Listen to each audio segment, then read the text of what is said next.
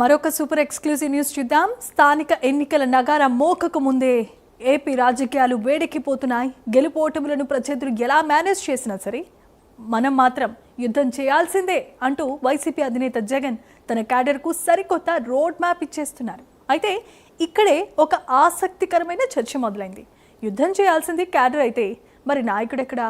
సైన్యం రోడ్డు మీద పోరాడుతూ ఉంటే సేనాధిపతి ఏసీ గదులకే పరిమితమైతే ఆ యుద్ధం ఎలా గెలుస్తారు అంటూ కూటమి నేతలు కూడా సెటైర్లు పేల్చేస్తున్నారు. అధికారం కోల్పోయిన తర్వాత దాదాపు ఏడాది పాటు సైలెంట్గా ఉండిపోయిన జగన్ అప్పుడప్పుడు పరామర్శల పేరుతో బయటకు వచ్చినా అవన్నీ కేవలం బల ప్రదర్శనలాగే మిగిలిపోయాయి. ఏడాది తర్వాత చేయబోయే పాదయాత్రపైనే ఆయన అన్ని ఆశలు పెట్టుకున్నారు. కానీ ఈలోపే స్థానిక సంస్థల ఎన్నికలు ముంచుకొచ్చేస్తున్నాయి. మరి ఈ ఎన్నికల సమరంలో జగన్ కేవలం రోడ్డు మ్యాప్నిచ్చి చేతులు దులుపుకుంటారా, లేక స్వయంగా తానే రంగంలోనికి దిగి రోడ్డుపైకి వచ్చి క్యాడర్ను ముందుండి నడిపిస్తారా అన్నదే ఇప్పుడు రాష్ట్ర రాజకీయాల్లో హాట్ టాపిక్గా మారింది.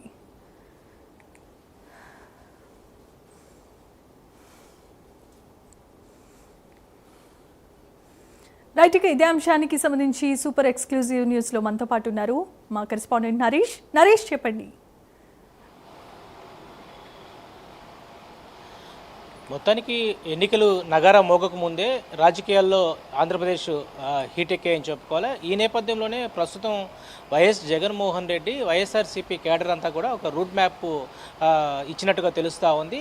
ప్రధానంగా యుద్ధం మనం చేయాలి, ఖచ్చితంగా రాబోయేటువంటి స్థానిక ఎన్నికల్లో గెలుపోటములు పక్కన పెట్టండి, ఎవరు గెలుస్తారా లేదా అనేది పక్కన పెట్టినా మనమైతే ప్రత్యర్థులుగా ప్రతి ఒక్క ఏదైతే నగర అంటే పంచాయతీలో ఉండొచ్చు, కార్పొరేషన్లో ఉండొచ్చు, మున్సిపాలిటీలో ప్రతి ఒక్క అభ్యర్థిని మనం నియమించుకోవాలా. ఖచ్చితంగా కూడా భయాన్ని అయితే మనం చూడకూడదు. ఖచ్చితంగా ఈసారి ఖచ్చితమైనటువంటి ఒక విజయాన్ని అయితే మనం అందించే విధంగా అభ్యర్థులను కూడా ప్రకటించాలని చెప్పి ఒకవైపు వైసీపీ క్యాడర్ అంతా కూడా రోడ్ మ్యాప్ ఇచ్చినట్టుగా తెలుస్తూ ఉంది.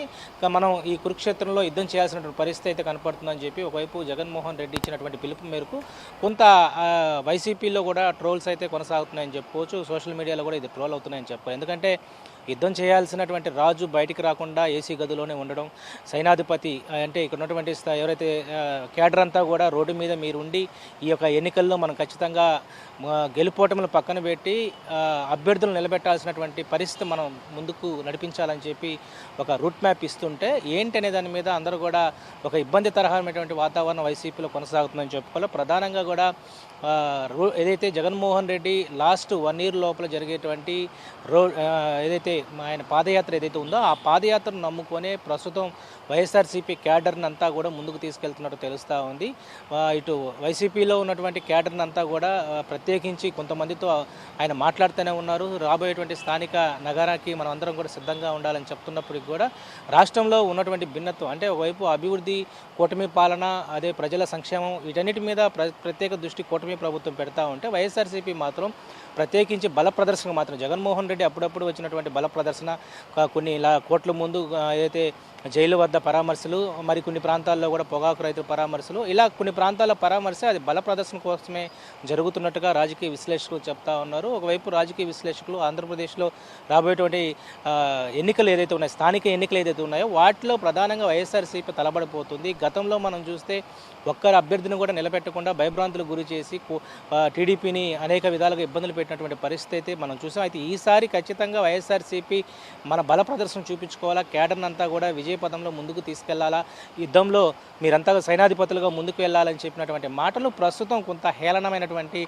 అభిప్రాయాలకు రాజకీయ విశ్లేషకులు వస్తూ ఉన్నారు. రాజు ఏమో ఏసీ గదుల్లోనే పరిమితం అవుతున్నారు, అప్పుడప్పుడు వచ్చి బల ప్రదర్శన చూపించుకోకపోతూ ఆంధ్రప్రదేశ్లో అభివృద్ధిని పక్కన పెట్టి మేము వస్తే ఏం చేస్తాం అనే దాని మీద రపారప ఒకవైపు, మరోవైపు మేము వస్తే ఎవరినైనా కూడా విడిచిపెట్టేలేదు, సప్త సముద్రాలను దాటైనా తీసుకువచ్చి వాళ్ళకి మేము తగిన బుద్ధి చెప్తాం, ఈ విధంగా భయభ్రాంతులు గురి చేసినటువంటి పరిస్థితి అయితే కనపడుతున్నట్లుగా ఒకవైపు ఆంధ్రప్రదేశ్లో ఉన్నటువంటి ప్రజానీకం అంతా కూడా చెప్పుకుంటున్న పరిస్థితి కనపడతాం. మరి కూటమి ఒకవైపు అభివృద్ధి ధ్యేయంగా ముందుకు వెళ్తూ ఉంటే వైఎస్ఆర్సీపీ ఏం చెప్పుకొని మళ్ళీ ప్రజల్లోకి రాబోతున్నారు, ఒకవైపు మావిగాన్ అనే ఒక పేరుతో మళ్ళా కొత్త ఒక కార్యాచరణ వైఎస్ఆర్సీపీ పునాది వేసింది. మరోవైపు రోజు రోజుకు కూడా వైఎస్ఆర్సీపీ పార్టీకి సంబంధించినటువంటి అధినేత జగన్మోహన్ రెడ్డి ఒక బల ప్రదర్శన కొరకు మాత్రమే వస్తున్నారు. ప్రెస్ మీట్లు నిర్వహిస్తూ ఉన్నారు. ప్రెస్ మీట్లో మాట్లాడేటప్పుడు కూడా కొన్ని ఇబ్బంది తరహా అయినటువంటి వర్డ్స్ను కూడా వాడుతూ ఉన్నారు. దీని మీద పూర్తి స్థాయిలో ఆంధ్రప్రదేశ్ వ్యాప్తంగా ఉన్నటువంటి ప్రజానీకం ఎలా అర్థం చేసుకోవాలా ఏంటి అనే దాని మీద కూడా కొంత ఇబ్బందులు అయితే ఎదురవుతున్నాయని చెప్పుకోవాలా. ఏదైతే సైన్యం రోడ్డు మీద ఉన్నప్పుడు సేనాధిపతి ఏసీ రూమ్లో ఉండడం ఏందనేది మీద రాజకీయ విశ్లేషకులు కూడా ఒకవైపు సోషల్ మీడియాలో వస్తున్నటువంటి వార్తలు కూడా కొంత ఇబ్బంది తరహాగా ఉన్నాయని చెప్పుకోవాలి. ఆంధ్రప్రదేశ్లో ముఖ్యంగా మనం చెప్పుకోవాలంటే జగన్మోహన్ రెడ్డి వంతిక్టి కూడా ఏదైతే ఉందో వైఎస్ఆర్సీపీకి సంబంధించినటువంటి స్థానిక ఎన్నికల పోరుకు కూడా సిద్ధంగా ఉండండి అని చెప్పి ఒకవైపు వైఎస్ఆర్సీపీ కేడర్ అంతా కూడా చెప్తా ఉంది. మరి స్థానిక ఎన్నికల్లో వైఎస్ఆర్సీపీ ఎలాంటి ప్రజల ముందుకు వెళ్ళబోతుందనే దాని మీద కూడా అంతా కూడా ఒక ఆసక్తికరమైనటువంటి రాజకీయాలు అయితే ఆంధ్రప్రదేశ్లో హీట్ ఎక్కుతున్నటువంటి పరిస్థితి కనపడతా ఉంది. Jemimah updates Naresh.